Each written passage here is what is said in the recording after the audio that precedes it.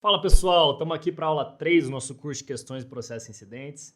E agora a gente vai falar sobre as exceções. Já falamos sobre questão prejudicial, agora a gente entra no estudo das exceções. As exceções estão previstas ali nos artigos 95 a 111 do Código de Processo Penal. E o que é uma exceção?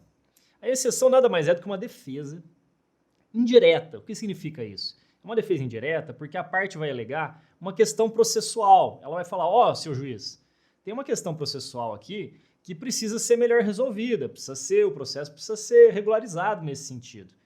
Ela opõe, então, uma exceção, que é uma defesa indireta, porque não diz respeito ao mérito, sim é uma questão processual. Há 5 espécies de exceções no Código de Processo Penal. A suspeição, a exceção de suspeição, de incompetência, de litispendência, de ilegitimidade de parte e de coisa julgada. A gente vai ver cada uma delas a partir de agora. Características gerais dessas exceções. Todas elas correm em autos apartados, então o processo principal vai tramitar nos autos principais, a exceção vai tramitar em autos apartados. E elas não suspendem o andamento do processo. Então lembrar disso cai bastante em prova.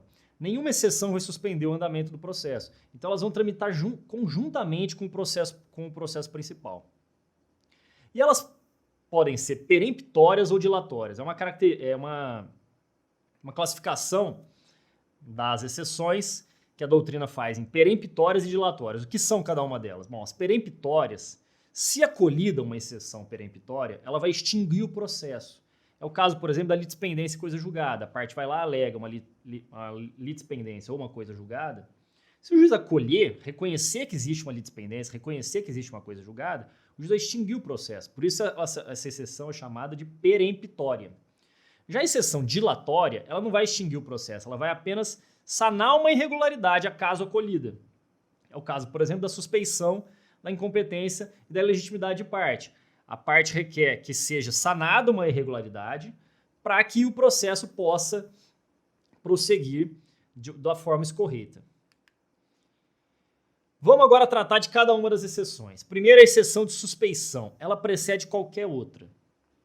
Antes de qualquer outra exceção, o juiz precisa julgar a suspeição, porque um juiz, acaso suspeito, acaso seja, ele não tem a imparcialidade necessária para julgar o feito, ele não pode decidir sobre qualquer outra questão de incompetência, de coisa julgada, de dependência. Por isso a suspeição é a primeira exceção que deve ser julgada. E o que é a suspeição? Bom, a suspeição, ela se baseia na regra de validade fundamental do processo, de que o juiz tem que ser imparcial.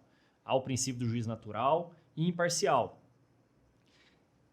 Em casos de suspeição, que estão previstos ali no artigo 254 do CPP, essa imparcialidade do juiz está prejudicada, está violada de alguma forma. E quais são as hipóteses de suspeição que o artigo 254 prevê?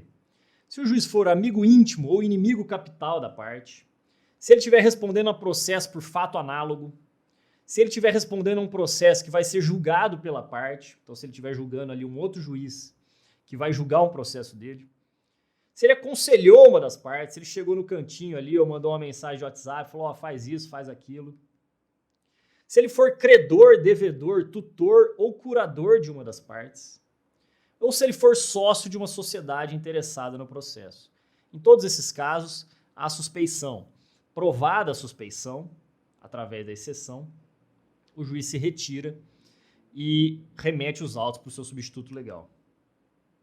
A exceção de suspeição também pode ser usada para casos de impedimentos e incompatibilidades. Como eu falei na primeira aula, embora o código abra um capítulo específico para impedimentos e incompatibilidades, a gente está estudando aqui dentro da exceção de suspeição porque é o mesmo procedimento.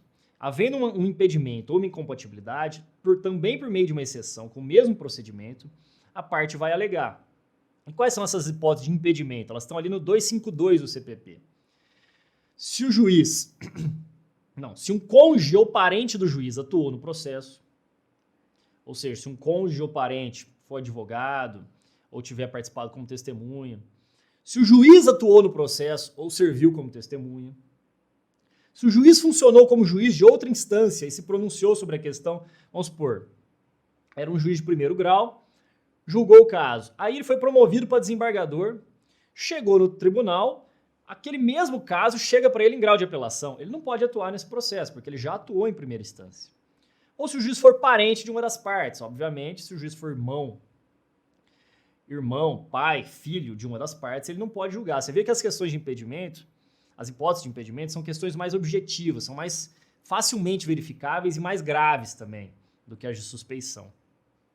Já as incompatibilidades, não há uma previsão expressa no Código Penal, no Código de Processo Penal. O que a doutrina entende é que as incompatibilidades são qualquer outro tipo de questão que viole a imparcialidade do julgador e não esteja ali prevista como suspeição ou impedimento. Então, havendo uma incompatibilidade, também é caso de se opor uma exceção para que essa imparcialidade do juiz seja corrigida e seja remetida para o seu substituto legal. Desculpa. Na próxima aula, a gente continua a ver a exceção de suspeição, como que é o procedimento.